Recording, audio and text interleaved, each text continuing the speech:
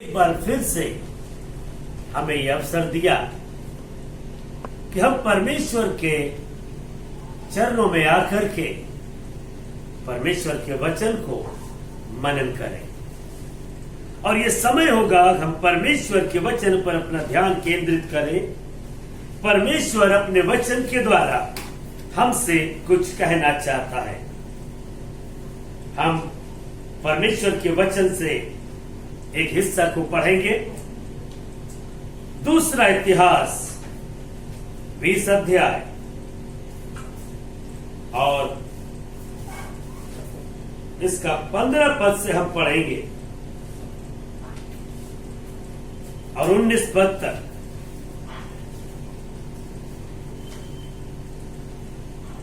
पंद्रह पद से 19 पद तक।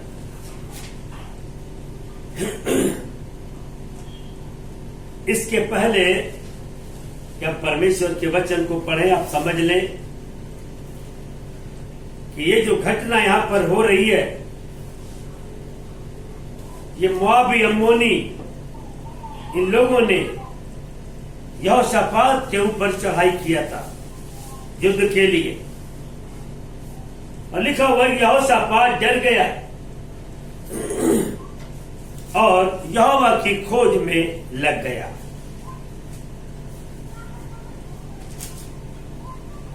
ये बहुत अच्छी बात हुई। यहोशापात डर करके परमेश्वर यहोवा की खोज में लग गया और परमेश्वर के भवन में खड़ा होकर वो परमेश्वर की दुहाई देने लगा। और तब परमेश्वर का आत्मा यह जियल नामक एक लेवीय के ऊपर उतरा और तब वो आत्मा में भर करके इस प्रकार से कहने लगा। वो हम आपके सामने पढ़ेंगे। दूसरा इतिहास 20 अध्याय 15 पद से लेकर 19 पद तक। तब वो कहने लगा, हे सब यहूदियों, हे यरूशलेम के रहने वालों, हे राजा यहोशापात, तुम सब ध्यान दो। यहोवा तुमसे यूं कहता है, तुम इस बड़ी भीड़ से मत डरो और तुम्हारा मन कच्चा ना हो, क्योंकि युद्ध तुम्हारा नहीं परमेश्वर का है। कल उनका सामना करने को जाना। देखो वो शीश की चढ़ाई पर चढ़े आते हैं और यरूएल नामक जंगल के सामने नाले के सिरे पर तुम्हें मिलेंगे। इस लड़ाई में तुम्हें लड़ना न होगा। हे यहूदा और हे यरूशलेम, ठहरे रहना और खड़े रहकर यहोवा की ओर से अपना बचाव देखना। मत डरो और तुम्हारा मन कच्चा ना हो। कल उनका सामना करने को चलना और यहोवा तुम्हारे साथ रहेगा।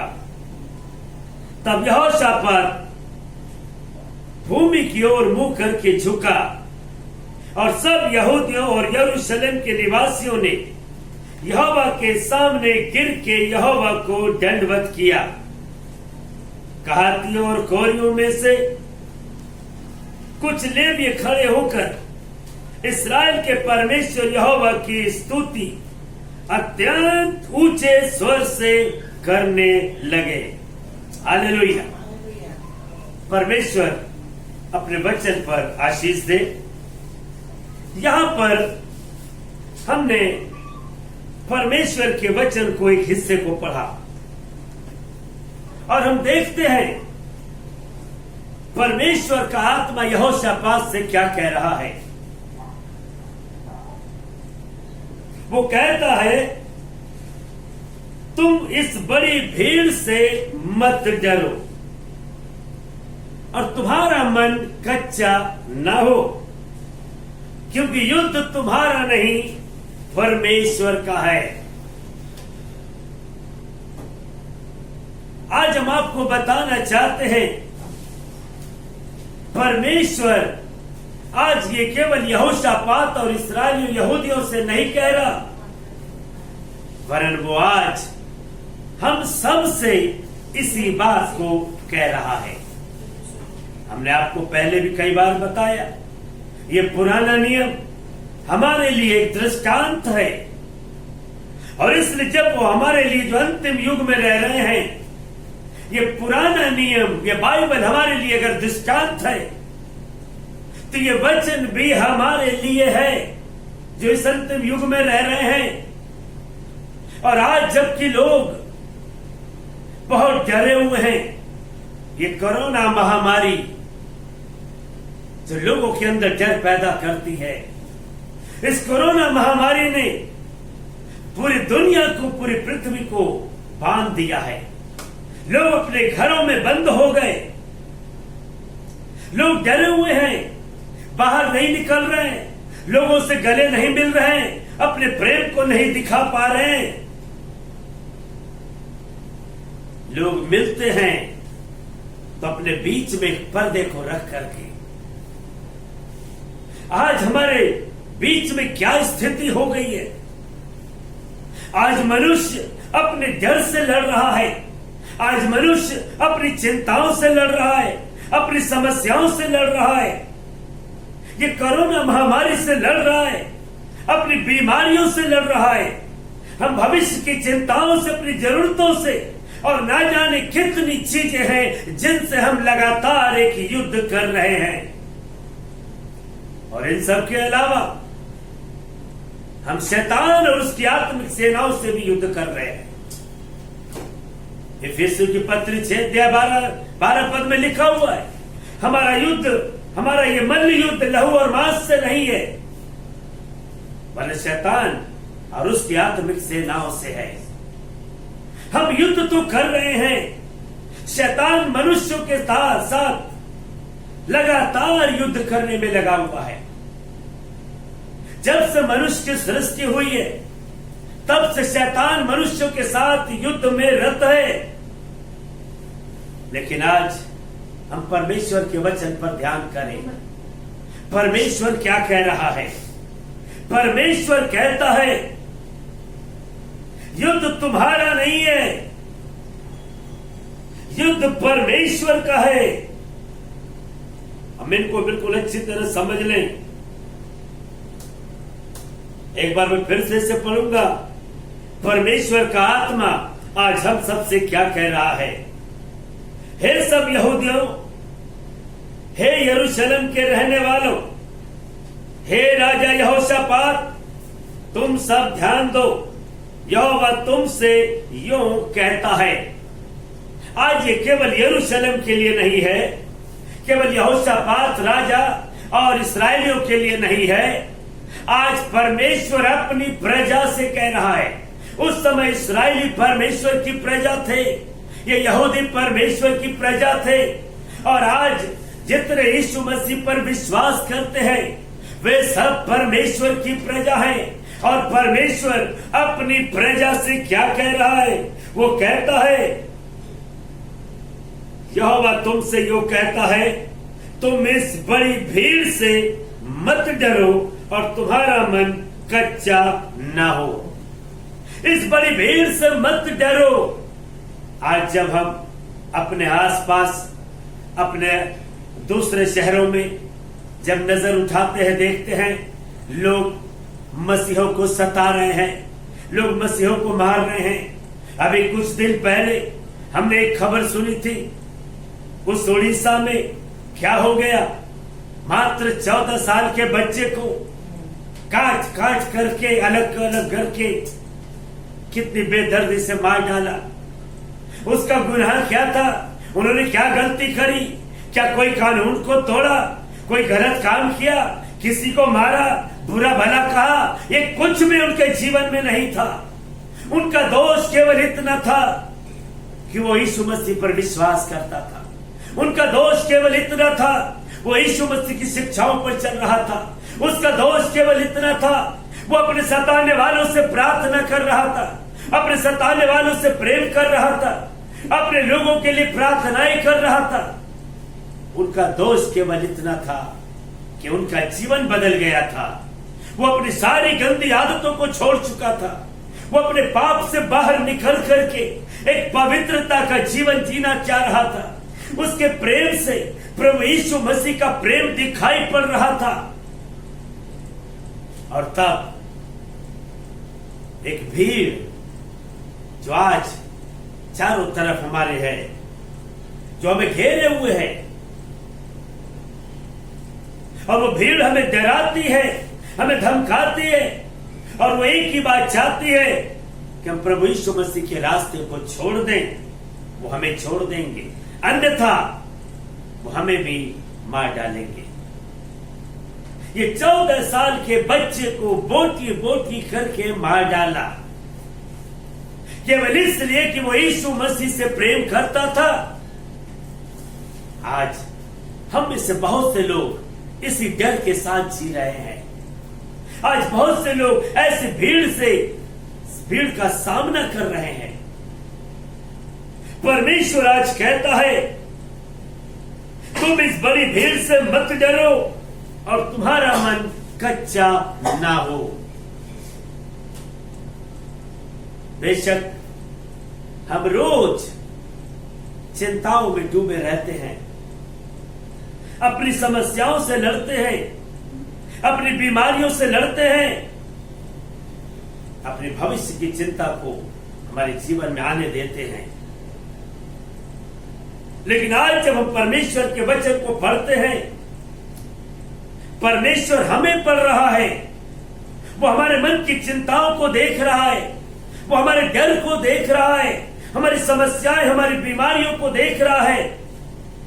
जिस प्रकार से यहोशापात इन मोआबी अम्मीनियों से डरा हुआ था, वो डर करके परमेश्वर की दुहाई दे रहा था। परमेश्वर यहोशापात के मन को जानता था, परमेश्वर इस्राएलियों के मन को जानता है, और वैसे ही वो आज हमारे मनों को भी जानता है। वो हमारे मनों को देखता है, हमारे अंदर किस प्रकार की चिंताएं हैं, हमारे अंदर कौन सी बीमारियां हैं, हम किस समस्याओं से जूझ रहे हैं, हम किस भीड़ से डर रहे हैं। परमेश्वर हमारे मनों की हर एक परिस्थिति से वाकिफ है। आज वो अपने वचन को हमारे बीच में रखना चाहता है।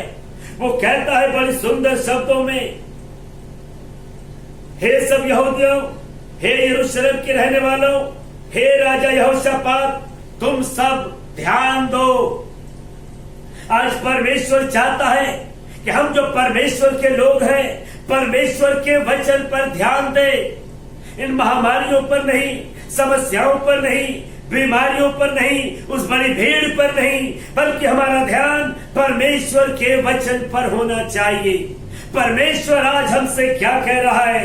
वो कहता है, मत डरो, इस बड़ी भीड़ से मत डरो, तुम्हारा मन कच्चा ना हो, क्योंकि युद्ध तुम्हारा नहीं परमेश्वर का है। प्यारे भाइयों बहनों, याद करो, हम लड़ते तो हैं, लेकिन हम किस लिए लड़ रहे हैं? परमेश्वर आज क्या कह रहा है? तुम्हें लड़ना नहीं पड़ेगा, क्योंकि युद्ध यहोवा का है, इसलिए तुम्हारा मन कच्चा ना हो, तुम भयभीत ना हो जाओ। आगे क्या लिखा हुआ है? 16 पद से पढ़ेंगे।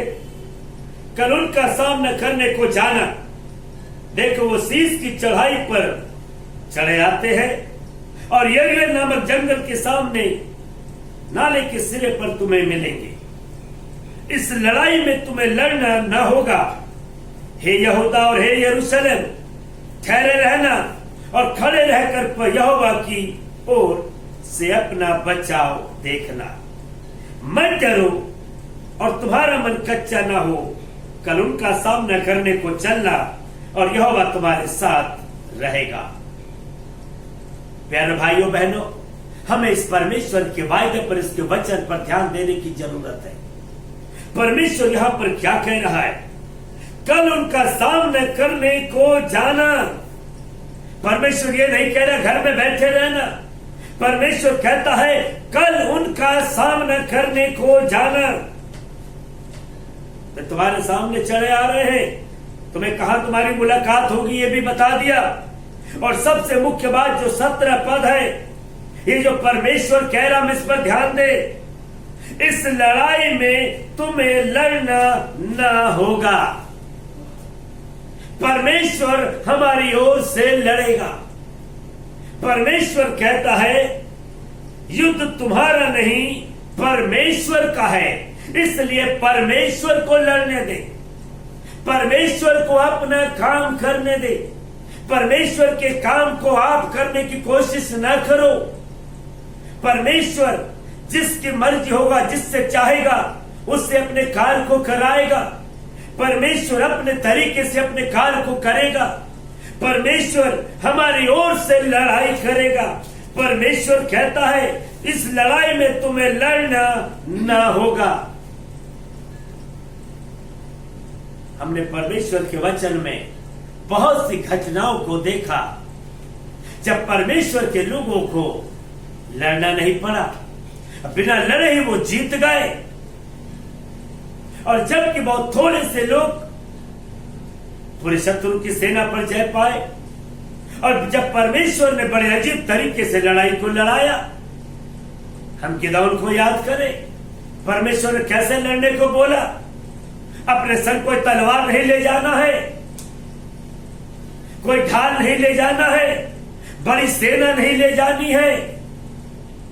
बहुत थोड़े से लोग और हाथ में लड़ने के लिए क्या थे? एक मशाल, एक मटका और फूंकने के लिए क्या था उनके पास? नरसिंगा। इसमें से एक भी चीज लड़ाई के लिए नहीं आता है। मशाल जला करके दुश्मन आराम से निशाना लगा सकता है, मटके से आप किसका सिर फोड़ोगे? और तुरही की आवाज, शायद दुनिया के देखने में ऐसा ही है, इससे कोई भी युद्ध लड़ा नहीं जा सकता, न जीता जा सकता है। लेकिन यही तो परमेश्वर है, वो हमारे विचारों में, अपने विचारों में जमीन और आसमान का अंतर करता है। परमेश्वर के सोचने का तरीका अलग है।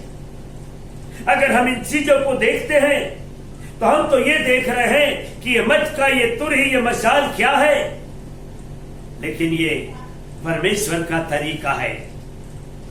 वो तुरही का फूंकना, वो विजय का ध्वनि है, वो विजय की आवाज है। वो मशाल, वो परमेश्वर की उपस्थिति है। और वो जोर से चिल्लाते हैं, बड़े ऊंचे स्वर से। परमेश्वर का युद्ध करने का तरीका बिल्कुल अलग है। परमेश्वर हमसे आज कहना चाह रहा है, इस लड़ाई में तुम्हें लड़ना ना होगा। ये कोरोना महामारी लोगों को डराए हुए है, और हम बार बार टीवी पर इस बात को देखते हैं, हमें एक साथ मिलकर लड़ना है, हमें एक साथ मिलकर के खड़े होना है। हाँ, एक साथ मिलना बहुत अच्छी बात है, लेकिन आप कोरोना से कैसे लड़ोगे? आप उससे कैसे हरा पाओगे?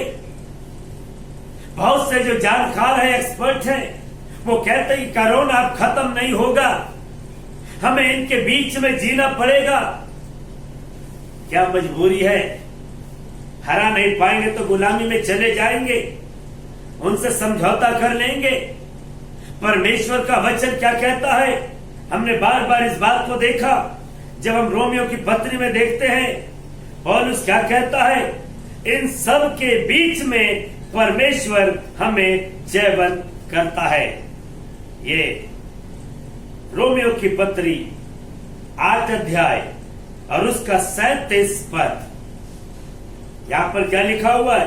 परंतु इन सब बातों में हम उसके द्वारा जिसने हमसे प्रेम किया है जयवन से भी बढ़कर हैं।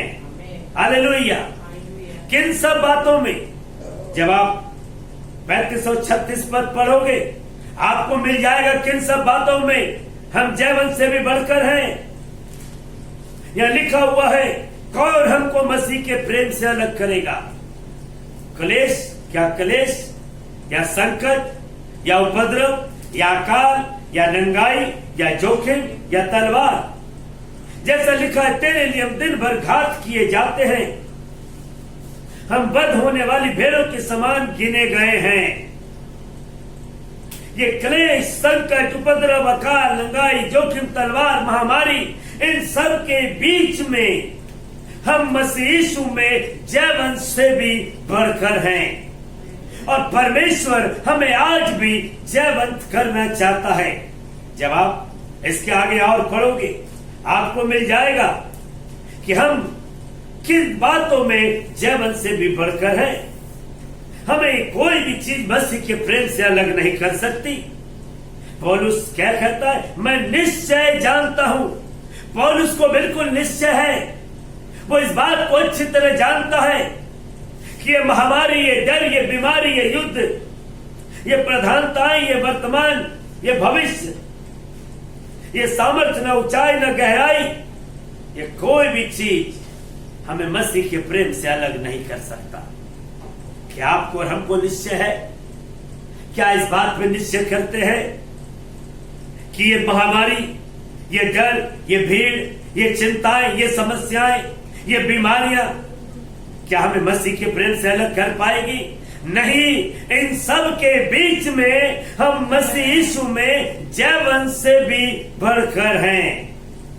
इन सब के बीच में हम जयवंश से भी बढ़कर हैं, क्योंकि परमेश्वर कह रहा है इस लड़ाई में तुम्हें लड़ना ना पड़ेगा। कितनी सुंदर बात है, हमें लड़ना नहीं होगा। हे यहूदा और हे यरूशलेम, ठहरे रहना और खड़े रहकर यहोवा की ओर से अपना बचाव देखना। बस यही हमारे लिए मुश्किल है। ये जो परमेश्वर कहता हम इसके ऊपर ध्यान नहीं देते। परमेश्वर यहोवा कह रहा है ठहरे रहना और खड़े रहकर यहोवा की ओर से अपना बचाव देखना। ठहरे रहना, सामने दुश्मन की सेना है और परमेश्वर कह रहा है हे यहोशापात, अपने लोगों के साथ उसका सामना करने को जाना।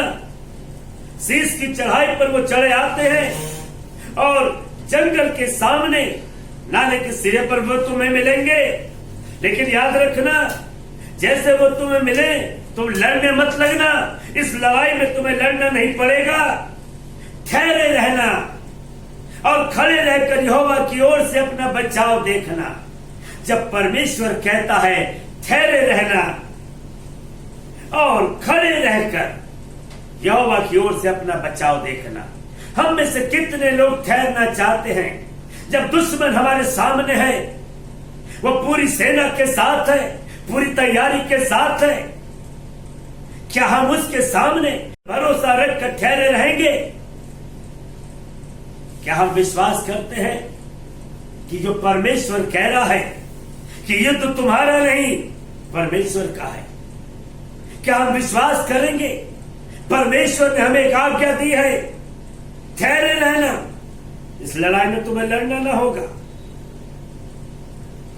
हमें लड़ना नहीं है, ठहरे रहकर खड़े रहकर परमेश्वर की ओर से अपना बचाव देखना है। बड़ा कठिन बात जान पड़ती है। अगर सामने दुश्मन है आक्रमण करने के लिए, मार डालने के लिए, उस समय केवल ठहरे रहकर खड़े रहकर हम परमेश्वर की बात जोते रहे। एक मनुष्य के सामने बड़ा मुश्किल होता है जब हमारे सामने समस्याएं होती हैं, हमारे जीवन में बीमारियां होती हैं, चिंताएं होती हैं। उस समय हम केवल खड़े रहकर परमेश्वर की बात नहीं जोते हैं, अब अपने आप से कुछ करना चाहते हैं और तब ऐसे इस समय में हमसे गलतियां होती हैं। हम परमेश्वर के वचन पर भरोसा नहीं रख पाते। जब परमेश्वर कह रहा है तुम्हें लड़ना नहीं होगा तो विश्वास करें और न लड़े। जब परमेश्वर कहता है ठहरे रहना और खड़े रहकर यहोवा की ओर से अपना बचाव देखना। हम कितनी देर तक खड़े रह सकते हैं? हमारा उतावलापन हमारे सामने आ जाता है, हम घबरा जाते हैं, हम डर जाते हैं, हम सोचते दुश्मन की सेना चली आ रही है, अगर अब हम कुछ नहीं करेंगे तो ये दुश्मन हमें नष्ट कर देगी, ये भीड़ हमें मार डालेगी। लेकिन परमेश्वर कह रहा है तुम्हें लड़ना नहीं होगा। परमेश्वर के वचन पर विश्वास करें।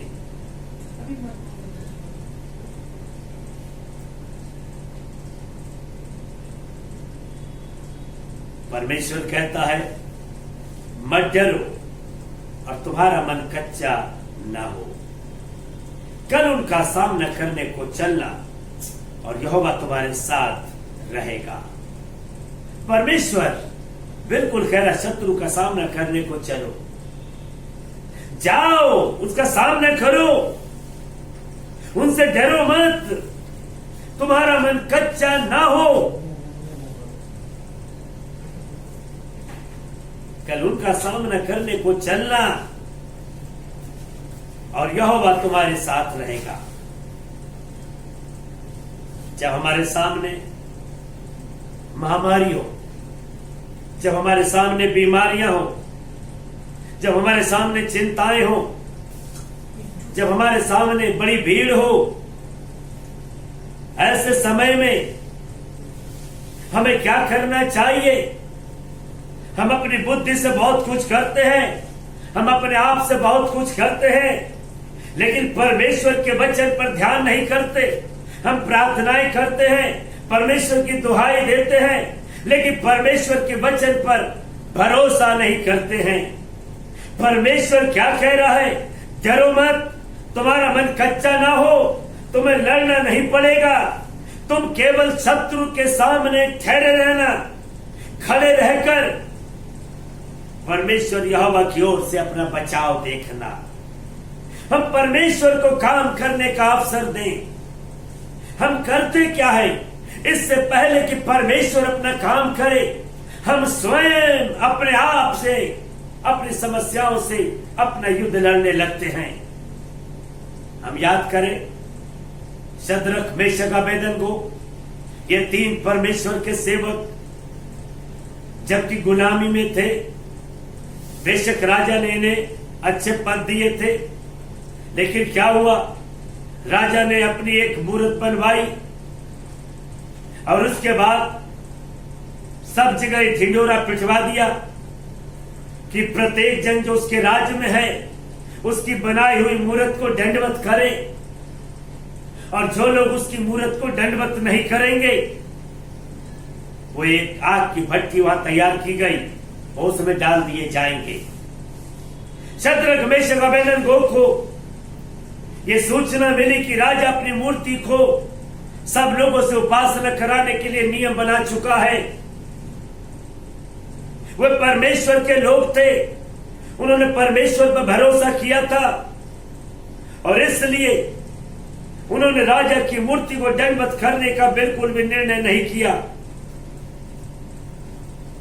वो राजा के सामने उपस्थित किए गए। राजा ने बोला यदि तुम जानबूझकर ऐसा कर रहे हो तो एक मौका तुम्हें दे रहे हैं, एक बार फिर से दंडवत करो। जब ये बाजे बजे मेरी बनाई मूर्त को दंडवत करो, और यदि नहीं करोगे तो याद की भट्टी में तुम्हें डाल देंगे। दुनिया में ऐसा कौन देवता है जो तुम्हें मेरे हाथ से बचा सकेगा? अतः शद्रक, मेशक के ऊपर हम ध्यान करें। उन्होंने बोला हे राजा, हमें तुझे उत्तर देने का कोई जरूरत नहीं है, प्रयोजन नहीं है, लेकिन फिर भी मैं तुझे बताना चाहता हूं, हमारा परमेश्वर जिसकी उपासना करते हैं वो इस आग की भट्टी से हमें बचाने की सामर्थ्य रखता है और तेरे हाथ से भी छुड़ाने की शक्ति रखता है। लेकिन यदि वो नहीं भी छुड़ाएगा तो भी हम तेरी बनाई हुई मूर्त को दंडवत नहीं करेंगे। और तब राजा ने उन तीनों को आग की भट्टी में डाल दिया। जो लोग सैनिक लोग वो जवान आग की भट्टी में डालने के लिए शद्रक मेशक अबेदनगो को ले गए, वे लोग उसकी आग से जल गए, मर गए, क्योंकि वो 7 गुना अधिक तेज भट्टी कर दिया गया था। लेकिन शद्रक मेशक अबेदनगो आग में पहुंचे और राजा देखता है कि उस आग के अंदर 4 लोग चहलकदमी कर रहे, वो टहल रहे हैं। मतलब जो चौथा व्यक्ति था वो मनुष्य के पुत्र का सा, ईश्वर के पुत्र का सा जान पड़ता था। ईश्वर पुत्र वो यीशु मसीह के रूप में दिखाता है। लेकिन इस घटना को बताकर हम आपको बताना क्या चाहते हैं? परमेश्वर कहता है ठहरे रहो, इस युद्ध में तुम्हें लड़ना नहीं पड़ेगा। ठहरे रहना, खड़े रहकर यहोवा की ओर से अपना बचाव देखना।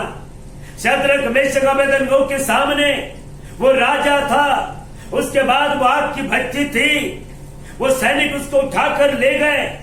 शद्रक मेशक अबेदनगो सोचने लगे, हम तो जीवित परमेश्वर की उपासना करते हैं, वो हमें इस आग की भट्टी से बचाने की शक्ति रखता है, वो राजा के हाथ से छुड़ाने की शक्ति रखता है। बेशक हमारा परमेश्वर सर्वशक्तिमान परमेश्वर है, हर एक परिस्थिति उसके नियंत्रण में है। वो चाहे कोरोना महामारी हो या हमारी बीमारी हो, हमारी चिंताएं हो, हमारी समस्याएं हो, परमेश्वर हर एक से हमें छुड़ाने की शक्ति रखता है। लेकिन याद रखे शद्रक मेशक अबेदनगो ने क्या कहा? वो कहता है यदि परमेश्वर नहीं भी छुड़ाएगा तो भी हे राजा हम तेरी बनाई हुई मूरत को दंडवत नहीं करेंगे। यदि हमें नहीं भी छुड़ाएगा तो भी हम परमेश्वर के वचन के विरोध में काम नहीं करेंगे। पर परमेश्वर हमें नहीं भी छुड़ाएगा तो भी हम पाप नहीं करेंगे। हम अपने आप पर भरोसा नहीं करेंगे। परमेश्वर कुछ भी ना करे, हम अंतिम समय तक परमेश्वर की बात जोहेंगे। प्रकाशित वाक्य में लिखा हुआ है, प्राण देने तक विश्वास योग्य रह तो मैं तुझे जीवन का मुकुट दूंगा। प्राण देने तक। शद्रक मेशक अबेदनगो राजा के सामने है, डर नहीं रहे, उन्हें परमेश्वर पर भरोसा है। उन्हें मालूम है परमेश्वर बचाने और छुड़ाने की शक्ति रखता है। सैनिक पकड़ कर ले जाने लगे आग की भट्टी में डालने के लिए। शद्रक मेशक को उस समय भरोसा है कि परमेश्वर बिल्कुल हमें बचा सकता, छुड़ा सकता है। वो आग की भट्टी में फेंक दिए गए। अब यहां से शद्रक मेशक अबेदनगो का काम समाप्त हो गया। वो बिल्कुल अंतिम सांस तक खड़े रहे, आग की भट्टी में जाले डालने तक धैर्य रखकर बड़े याव के साथ खड़े रहे, ठहरे रहे। उन्होंने अपने आप से कोई लड़ाई नहीं करी, कोई युद्ध नहीं किया। वो परमेश्वर पर भरोसा करके ठहरे रहकर, खड़े रहकर अपने बचाव की बात जोहते रहे। और तब जब वो आग की भट्टी में पड़ गए, परमेश्वर ने अपने कार्य को किया। हम सब जानते हैं, वो आग की ठंडी कर दिया। वो स्वयं ईश्वर पुत्र यीशु मसीह उनके बीच में उतर आया। लिखा उनका एक रोया भी जला हुआ नहीं पाया गया। आज हमें जिससे हम लड़ रहे हैं, जो हमारे सामने शत्रु के रूप में है, आज हमें उनके सामने ठहरे रहकर, खड़े रहकर परमेश्वर को अपना कार्य करने देना चाहिए। अगर शद्रक मेशक अबेदनगो आग की भट्टी तक नहीं पहुंचते तो परमेश्वर अपना काम कैसे करता? हम लोग कई बार अपनी चिंताओं, समस्याओं, बीमारियों, महामारियों से स्वयं लड़ते हैं, परमेश्वर को मौका नहीं देते। हम सोचते हैं कि अगर हम अभी देर करेंगे, अगर हम ये काम नहीं करेंगे तो हमारा सब काम बिगड़ जाएगा, हमारी हानि हो जाएगी और बड़ी विकट परिस्थिति हो जाएगी। क्या शद्रक मेशक अबेदनगो से ज्यादा विकट परिस्थिति होगी? आग की भट्टी में जाने तक वो परमेश्वर भरोसा रखे रहे, वो ठहरे रहकर, खड़े रहकर परमेश्वर की बात जोते रहे, और तब परमेश्वर ने अपना काम किया। जब तक हम परमेश्वर की बात अंतिम सांस तक नहीं जोहेंगे, परमेश्वर अपना काम कैसे करेगा? परमेश्वर अपना कार्य ऐसे करता है कि सारी महिमा परमेश्वर को मिलने पाए। हम उतावलीपन ना करें, हम जल्दबाजी ना करें, हम डरे नहीं, हमारा मन कच्चा ना हो जाए। हम परमेश्वर पर भरोसा करें, उसके वचन पर भरोसा करें। हम ठहरे रहे, प्रार्थना में ठहरे रहे, वचन में ठहरे रहे, क्योंकि परमेश्वर ने ऐसा कहा है। उसकी बात पर भरोसा करें, परमेश्वर अपने कार्य को करेगा। हमारा युद्ध शैतान और उसकी आत्मिक सेनाओं से है, और हम ठहरे रहते हैं, वचन को थामे रहते हैं। पवित्र आत्मा की सामर्थ से हम इन सब के ऊपर जयवंत होते हैं। प्रभु यीशु मसीह ने भी अपने चेलों को यही बताया, यरूशलेम को ना छोड़ना, ठहरे रहना जब तक ऊपर से सामर्थ ना पाओ। कितना समय होगा कोई नहीं जानता था। ये कितने समय हमें ठहरना है आपको नहीं मालूम है। शद्रक, मेशक, अबेदनगो अंतिम सांस तक ठहरे रहे। वो सांस बंद होने से पहले ही परमेश्वर ने अपने कार्य को कर दिया। आप याद रखो, इस्राएली मिस्र से निकल कर आए, सामने समुद्र, पीछे फिरौन की सेना, लेकिन घबराने की बात नहीं है, परमेश्वर उनके संग है। मूसा दुहाई दे रहा है, परमेश्वर कह रहा क्यों दुहाई दे रहे हो, आगे बढ़ने की आज्ञा दो। लोग सोच रहे क्या करें, आगे समुद्र, पीछे सेना। मूसा कहता है अपने स्थान पर खड़े खड़े परमेश्वर के कार्य को देखो। परमेश्वर आज किस प्रकार से तुम्हारे लिए लड़ेगा। और हम देखते परमेश्वर ने क्या करा। परमेश्वर का तरीका बिल्कुल अलग है, उसका युद्ध करने का तरीका अलग है। वो पूरी समुद्र को दो भाग किया, अब पूरे इस्राएली पार हो गए। लेकिन जब फिरौन और उसकी सेना ने ऐसे करना चाहा, वो बीच समुद्र में डूब कर मर गए।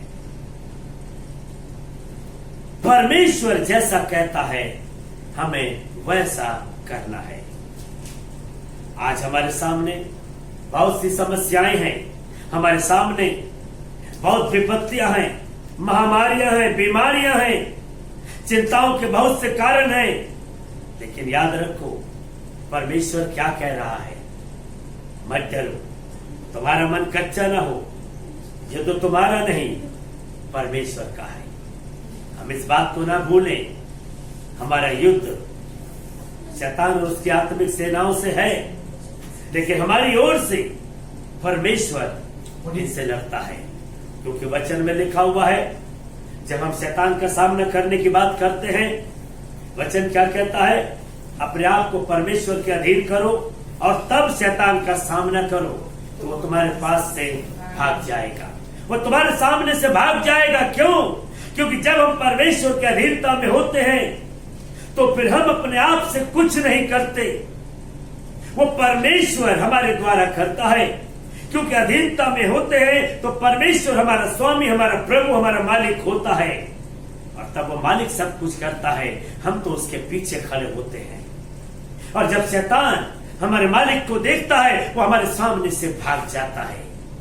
और इसलिए हम इस बात को याद रखें, परमेश्वर कहता है ये तो तुम्हारा नहीं, परमेश्वर का है। इस लड़ाई में, इस युद्ध में तुम्हें लड़ना ना होगा, परमेश्वर हमारी ओर से लड़ेगा, हमें लड़ना नहीं होगा। हमें करना क्या है, हमें शत्रु के सामने हियाव से खड़े रहना है, हमें ठहरे रहना है और परमेश्वर की ओर से अपना बचाव देखना है। परमेश्वर कहता है मत डरो और तुम्हारा मन कच्चा ना हो, कल उनका सामना करने को चलना और यहोवा तुम्हारे संग रहेगा। अब शत्रु का सामना करने को जाओ, वो बड़ी भीड़ का जब आप सामना करते हो, बीमारियों का सामना करते हो, अपनी चिंताओं समस्याओं का सामना करते हो, तो आप परमेश्वर के वचन पर भरोसा करो। अपनी बुद्धि पर भरोसा मत करो। बुद्धि पर घमंड ना करना, यह बहुत बड़ा पाप होगा। यिर्मयाह 9 अध्याय 23-24 इस बात को बताया गया है कि हमें बुद्धि पर घमंड ना करे। नीति वचन 3 अध्याय 5 पद में बहुत सुंदर लिखा है, तू अपनी समझ का सहारा ना लेना, वरन संपूर्ण मन से अपने परमेश्वर पर भरोसा रखना। परमेश्वर पर भरोसा रखें। हम परमेश्वर के वचन को स्मरण रखें। पौलुस कुरिन्थियों की पत्रियों में लिखता है 15 अध्याय 1 से 4 पद में कि यदि हम परमेश्वर के वचन को स्मरण नहीं रखते हैं तो हमारा विश्वास करना व्यर्थ होगा। यदि हम प्रभु यीशु मसीह पर विश्वास करते हैं तो हमें उसके वचन स्मरण होने चाहिए। परमेश्वर का वचन हमें स्मरण रहना चाहिए। वो क्या कह रहा है? वो कहता है युद्ध तुम्हारा नहीं, परमेश्वर यहोवा का है। तुम्हें इस लड़ाई में लड़ना नहीं पड़ेगा। शत्रु के सामने खड़े जरूर हो, उसका सामना करने को जाओ, लेकिन लड़ना मत। ठहरे रहना, खड़े रहकर परमेश्वर यहोवा की बात जोहना। परमेश्वर तुम्हारी ओर से लड़ेगा। क्या हम परमेश्वर के वचन पर भरोसा करते हैं? परमेश्वर जो कुछ कहा वो सत्य है। प्रभु यीशु मसीह कहते हैं आकाश और पृथ्वी टल जाएंगी, लेकिन मेरी बातें कभी ना टलेंगी। मत्ती 24 अध्याय 35 पद में लिखा हुआ है, प्रभु यीशु मसीह ने यही वचन कहा है, आकाश और पृथ्वी टल जाएंगी, लेकिन मेरी बातें बिना पूरा हुए नहीं चलेंगी। हमें विश्वास करना है परमेश्वर है। इब्रानियों 11 अध्याय उसके 6 पद में लिखा हुआ है, परमेश्वर के पास आने वाले को विश्वास करना चाहिए कि वो है और अपने खोजने वाले को प्रतिफल देता है। और अगर परमेश्वर है तो परमेश्वर सर्वशक्तिमान है, परमेश्वर सर्वज्ञानी सर्वव्यापी है, वो परमेश्वर हमारा पिता है। मरकुस 10 अध्याय 27 पद में लिखा हुआ है, परमेश्वर से सब कुछ हो सकता है। परमेश्वर से सब कुछ हो सकता है। हमारे लिए क्या है? मरकुस 9 अध्याय उसके 23 पद में लिखा हुआ है, विश्वास करने वाले के लिए सब कुछ हो सकता है। क्या हम परमेश्वर के वचन पर विश्वास करते हैं?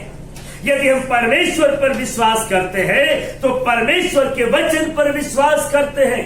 हम परमेश्वर के इकलौते पुत्र अपने उद्धारकर्ता प्रभु यीशु मसीह पर विश्वास करते हैं। और अगर विश्वास करते हैं तो हमें परमेश्वर का वचन स्मरण रहना चाहिए। तो क्या हम इस वचन को स्मरण रखेंगे जो आज परमेश्वर यहोवा हमसे कहता है, मत डरो, तुम्हारा मन कच्चा ना हो, इस बड़ी भीड़ से मत डरो, इस लड़ाई में तुम्हें लड़ना नहीं पड़ेगा, शत्रु का सामना करने को जाओ, डरो मत, मैं तुम्हारे संग हूं। ठहरे रहना, खड़े रहकर परमेश्वर यहोवा की ओर से अपने बचाव की बात जोहना। शत्रु के सामने हियाव के साथ खड़े रहना है। जल्दबाजी न करें, उतावलापन न करें। शद्रक मेशक अबेदनगो को याद रखें, यदि वो आग की भट्टी में गिरने से पहले ही चिल्ला उठते, राजा हम आपकी मूर्ति को पूजने को तैयार, हमें भट्टी में न डालो, तो क्या परमेश्वर अपने कार्य को कर पाता? दानियल यदि शेर के बीचों में नहीं पहुंचता तो क्या परमेश्वर का दूत शेरों के मुंह को बंद कर पाता? क्या हम इस बात को कभी जान पाते? परमेश्वर का वचन इन सब गवाहियों से भरा हुआ है और हमें ये सब बातें स्मरण रखनी चाहिए। जैसा कि इब्रानियों 12 अध्याय में लिखा हुआ है पहले पद में, जबकि गवाहों का ऐसा बड़ा बादल हमें घेरे हुए है, तो आओ सब रोकने वाली वस्तु और उलझाने वाले पाप को दूर करके उस दौड़ में जिसमें हमें दौड़ना है, धीरज के साथ दौड़े और अपने उद्धार के कर्ता प्रभु यीशु मसीह की ओर ताकते रहे। परमेश्वर आप सबको आशीष दे। हम लोग